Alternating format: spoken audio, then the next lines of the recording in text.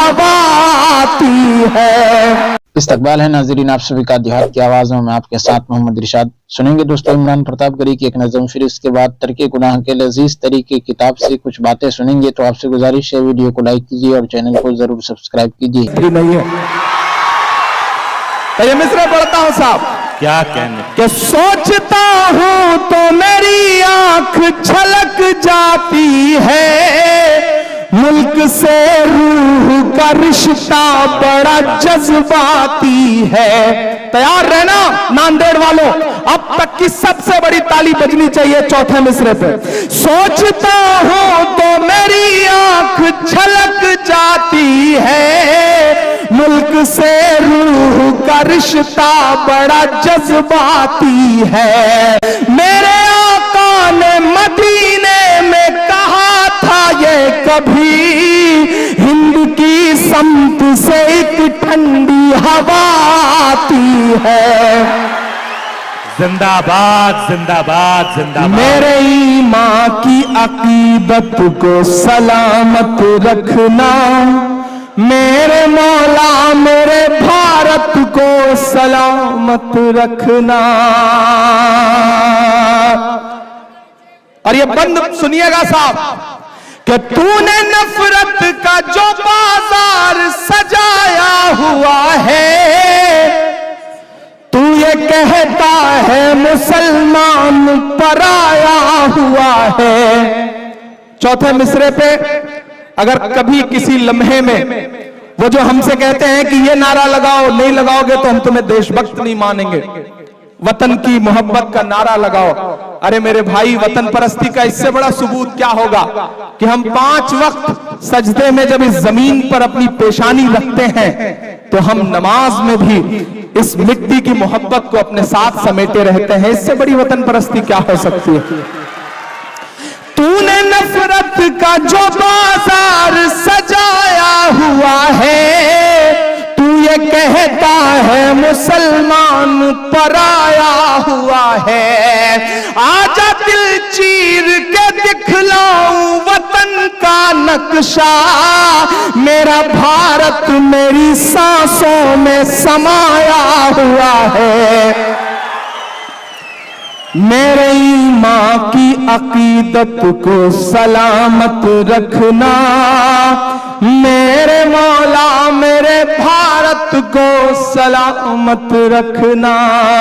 मेरे मस्कन मेरी जन्नत को सलामत रखना, मेरे मौला मेरे भारत को सलामत रखना। नांदेड़ वालों बहुत शुक्रिया, बहुत मोहब्बतें, वक्त की अपनी पाबंदियां हैं। मैं आपसे वादा कर रहा हूं कि अशोक चौहान साहब जब भी आवाज देंगे, छोटे भाई की तरह मैं उनके साथ खड़ा हूं इंशाअल्लाह। बहुत शुक्रिया, बहुत मोहब्बत।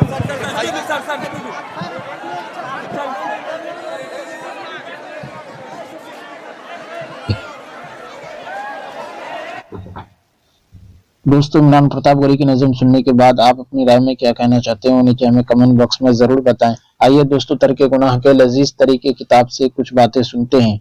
पराया माल देखकर दिल को तरपाना बेवकूफ़ी है। ये मिसाल याद रखना, बल्कि नोट कर लेना कि हरे भरे दरख्त के पास आग लगाने से उसको जितना नुकसान पहुंचता है, कबीरा गुनाह और बदनजरी वगैरह से भी इंसान को उतना ही नुकसान पहुंचता है। अल्लाह हम सबको ऐसी हिम्मत नसीब कर दे कि एक भी बदनजरी ना हो। कितनी ही हसीन से हसीन शक्ल हो, चाहे जान भी चली जाए, मगर उसको मत देखो। क्या देखने से कुछ पा जाओगे। हकीमुल उम्मत फरमाते हैं कि ये अजीब गुनाह है, देखकर दिल को तरपाना और कुछ ना पाना, ना देना ना लेना और दिल तरपाना। जैसे अपने हाथ दाल रोटी पकी है और पड़ोसी के हाथ कबाब तला जा रहा है, अब उसकी खुशबू सूंघकर तड़प रहा है। अरे जालिम, तड़पता क्यों है? नाक बंद कर ले, दरवाजा बंद कर ले, दूसरे के माल पर क्यों तड़पता है? किसी की बहू बेटी को देखने से गालियां मिलती हैं। हजरत थानवी रहमतुल्लाह अलैह फरमाते हैं कि मैं रेल में सफर कर रहा था, रेल स्टेशन पर रुकी, इतने में बराबर वाली पटरी पर दूसरी रेल आकर रुकी। उसमें नई शादीशुदा सिख मियाँ बीवी का जोड़ा बैठा था। मेरे सामने एक जवान बैठा हुआ था। वो बहुत नालायक था, बदनजरी का मरीज था। वो बार बार उस सिख की बीवी को देख रहा था।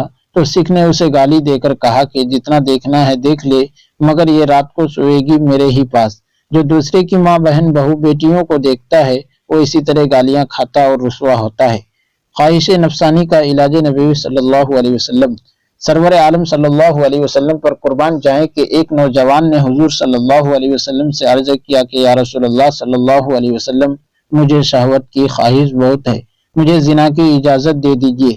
تو نبی رحمت صلی اللہ علیہ وسلم نے اسے ڈانٹا نہیں، بلکہ فرمایا کہ کیا تمہاری ماں زندہ ہے؟ عرض کیا کہ جی ہاں۔ تو آپ صلی اللہ علیہ وسلم نے ارشاد فرمایا کہ اگر تمہاری ماں سے کوئی زنا کرنے کی درخواست کرے تو تم کیا کرو گے؟ تو صحابی نے کہا کہ مجھے غیرت آئے گی اور میں اس کو تلوار سے قتل کر دوں گا۔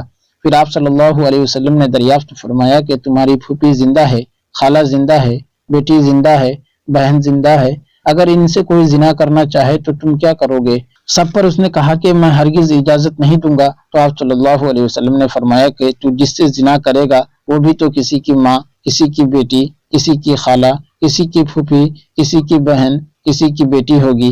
اس کے بعد آپ صلی اللہ علیہ وسلم نے اس کے سینہ پر ہاتھ رکھا اور یہ دعا پڑھی، اللہم اغفر ذنبہ وطہر قلبہ وحسن فرجہ۔